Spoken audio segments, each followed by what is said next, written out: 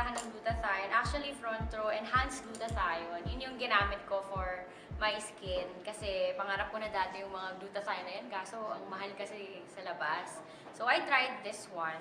So, maganda nun. Nakita ko na yung effect niya. Mas mabilis. Hindi ko pa ubos yung bottle. Pansin na agad ng mga friends ko. So, ayun, up to now, continuous pa din. For 1.5 years, ito yung resulta. Partida, walang ano yan, lotion, wala kang nilalag. Kasi sabi nga if you're healthy inside, magre-reflect siya outside. So, doon ako naniniwala na kahit anong ipahid ko or anong gamitin ko panlabas, kung hindi ako magiging healthy inside, di rin ako mag-glow ng natural. So, tinake ko siya at until now, ginagamit ko pa rin siya. User ako ng Lux White. I've been taking it for around 6 months na, pero nag-stop na ako. Tinake ko yung 6 months na yun, last year pa. And what happened is, medyo nagstay sa akin yung pagkaputi niya. So, meron ako dito, siya. Nakakahiyaman. Ito. So, pansinin na lang. So, yun siya. Yung Lux White kasi natin, it has vitamin C na.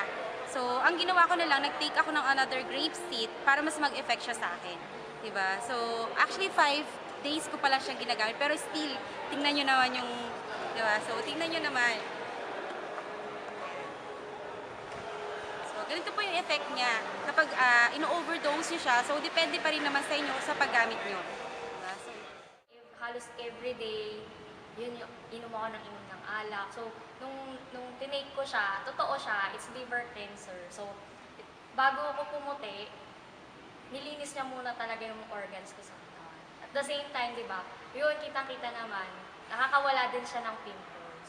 Kasi nung nag-aaral ako, pinipimple ako kasi sobrang stress. Yun, nawala rin siya. At the same time, lalo sa panahon ngayon, medyo, di ba, mahilig tayo mag-computer. Facebook, inaabot ka ng umaga, madaling araw. So, medyo naayos din yung sa panlabo ng mata.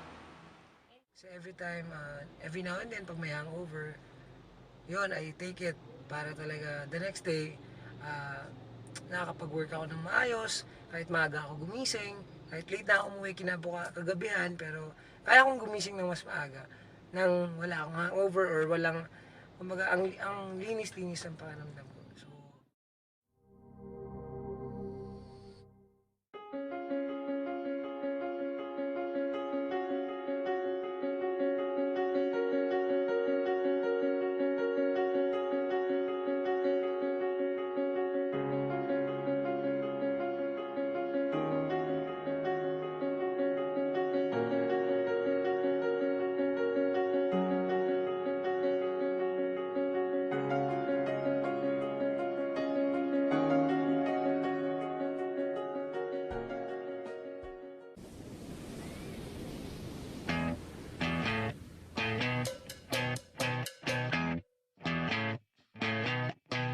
You're insecure, don't know what